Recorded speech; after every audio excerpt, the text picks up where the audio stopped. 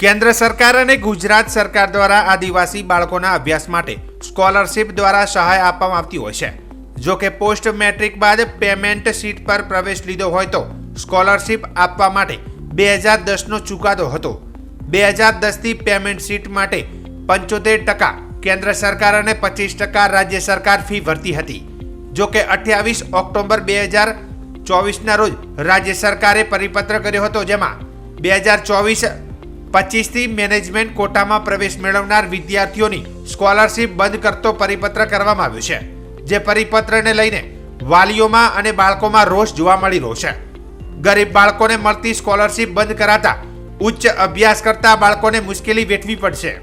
ત્યારે અમીરગઢ વિસ્તારના દાતા કોંગ્રેસના ધારાસભ્ય તેમજ અનેક વિદ્યાર્થીઓ અને વાલીઓએ આજે સરકારે બંધ કરેલી સ્કોલરશિપ સામે વિરોધ નોંધાવીને અમીરગઢ મામલતદારને આવેદનપત્ર આપી અને વિદ્યાર્થીનીઓ અને વિદ્યાર્થીઓએ સ્કોલરશિપ ફરી ચાલુ કરવામાં આવે તેવી માંગ કરી હતી। આજે સમગ્ર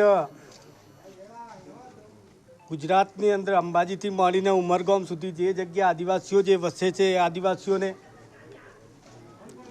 ગુજરાત સરકાર અને કેન્દ્ર સરકાર મારફતે જે દીકરા દીકરીઓ શાળાઓની અંદર જે ભણી રહ્યા છે એમને અથવા તો કોલેજ કરીને મેનેજમેન્ટ કોઠાની અંદર જે પ્રવેશ મેળવે છે, સરકાર કંઈક ને કંઈક રીતે આદિવાસીઓને દીકરા દીકરીઓને હેરાન કરવા માગે છે। અગાઉ પણ કોંગ્રેસની સરકાર કેન્દ્રમાં હતી તે વખતે સમગ્ર આદિવાસી જિલ્લાઓને દીકરા દીકરીઓ જે ભણતા હોય, કોલેજ કરતા હોય કે અથવા તો અલગ અલગ કોલેજ હોય, એમને દરેકને સ્કોલરશિપ મળતી હતી। આજે ગુજરાત સરકાર 25% ને 75% કેન્દ્ર સરકાર માત્ર 100% જે સ્કોલરશિપ જે મળતી હતી એ સ્કોલરશિપ આ સરકારે રદ કરી છે। અમારી સરકાર પાસે માંગણી છે કે કાયમી માટે જે દીકરા દીકરીઓને જે સ્કોલરશિપ મળતી હતી જૂની જે યોજના પ્રમાણે એ રીતે કાયમી ચાલુ રાખવું ને એ લોકોને જે ન્યાય છે એ ન્યાય મળવો જોઈએ। એના વિરોધમાં અમે સરકાર પાસે માંગણી કરી છે કે અમારી આ દીકરા દીકરીઓ જે સ્કોલરશિપ જે પહેલાં મળતી હતી એ જ સ્કોલરશિપ ચાલુ રાખે એવી સરકાર પાસે આજે માંગણી કરી છે।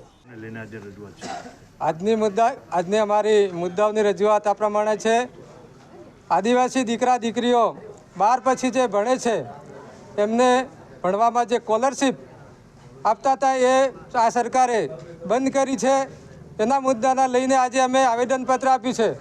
ત્યારે મને યાદ આવે છે આજે કે બિરસા મુંડાને 25 વર્ષની ઉંમરે અંગ્રેજોએ મૃત્યુ આપ્યું હતું, તેમ આજની સરકાર આજે 17 થી 20 વર્ષના યુવાનોને શિક્ષણ બંધ કરીને મૃત્યુ આપવાનું પ્લાન ઘડી રહી છે એવું મને દેખાઈ રહ્યું છે। ત્યારે સમગ્ર આદિવાસી વિદ્યાર્થીઓને, વાલીઓને વિનંતી કરું છું, સરકારને વિનંતી કરું છું કે આ રીતે આદિવાસીઓનો અન્યાય ચલાવી લઈશું નહીં અને આગામી દિવસોમાં લાંબા ગાળે અમે આયોજન કરીને અમે લડીશું, જીતીશું। બસ એ જય હિન્દ, જય ભારત। આ શિષ્યવૃત્તિ ના મળવાથી વિદ્યાર્થીઓને કેવી મુશ્કેલી પડશે? આ શિષ્યવૃત્તિ ન મળવાથી આજે અમારી આદિવાસી સમાજ પાસે કોઈ લાખ રૂપિયા ભરીને ભણવાની તાકાત નથી, જેથી આ 18 થી 20 વર્ષના વિદ્યાર્થીઓ બધા રખડી જશે અને ભણ્યા વગર રહેશે અને જે સરકાર વિકાસની વાતો કરે છે એ વિકાસ થવાનો નહીં પણ આદિવાસીઓનો વિનાશ થવાનો છે। ખરાડી સુરેશભાઈ ગોબરાભાઈ, હું ગાંગુ ગામનો વતન છું। અમારે સ્કોલરશિપ મળતી નથી ગુજરાત સરકાર દ્વારા। અમે કેવી રીતે ભણીશું આગળ? કોલેજ કરીને આગળ કેવી રીતે અમે ભણવા જઈશું? અમારા મા બાપ મહિનાના 15 થી 20 હજાર રૂપિયા પણ એની આવક નથી, એ ખાવા ખર્ચામાં જ જતી રહે છે બધું। અમે કેવી રીતે આગળ હવે અભ્યાસ કરીશું? કેવી મુશ્કેલી પડશે અભ્યાસ કરવા? અમારે ખૂબ મુશ્કેલી પડશે, અમે ભણી જ નહીં શક્યું। ઘરે કામ કરે અમે ઘરે જ પહેલાં શું છે તમારી? અમારી માગણી એ છે કે અમે કોલેજ કરીને આગળ ભણવા માગીએ છીએ। અમે પણ એક શિક્ષક અને કલેક્ટર અને UPSC પરીક્ષા તૈયારી કરવા માગીએ છીએ। અમને કોણ આપશે બધું?